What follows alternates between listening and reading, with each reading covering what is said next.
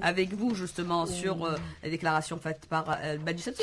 Justement, est-ce que c'est l'alternative à l'islamisme de Nahda, justement, pour vous, Nida Tounis? Allez-y. Parlons en toute sincérité, avec franchise. Moi, je prends d'abord pour l'unité nationale. Oui. Bon, Beji Kadsips, il avait fait 100 ans. Donc, il est dépassé par le temps.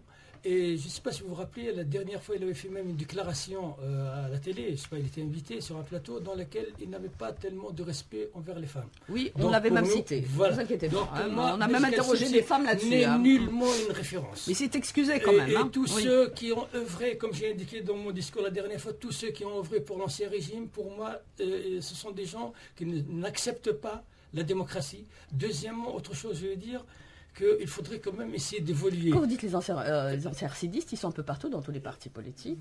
Je ne sais pas. Bon, moi, je n'ai pas cherché. Je n'ai jamais cherché. L'article 167 qui permet effectivement l'inclusion des anciens RCDistes. C'est loi aussi. Je prône un gouvernement d'unité nationale. Oui. Que chacun est libre, qu'il y ait des tendances, des gens qui sont proches de, qui sont religieux, d'autres qui sont laïcs, et ainsi de suite. Donc, on devrait vivre ensemble avec nos différences.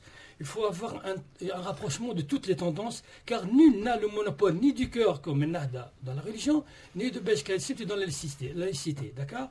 Je veux dire quelque chose que la Tunisie... Nahda a le monopole du cœur? Soi-disant qu'ils veulent peut-être essayer de faire croire ça, ou comme Kadsips, ils voulaient nous faire croire comme quoi tout ce qui est politique, c'était l'apanage de certaines personnes. Oui. Alors que maintenant, heureusement qu'il y a une révolution, et cette révolution, pour respecter les martyrs, pour respecter tous ceux qui ont œuvré, notamment la classe sociale, il faut œuvrer pour l'unité nationale, agir dans l'intérêt des Tunisiens et des Tunisiennes, et non pas des intérêts privés.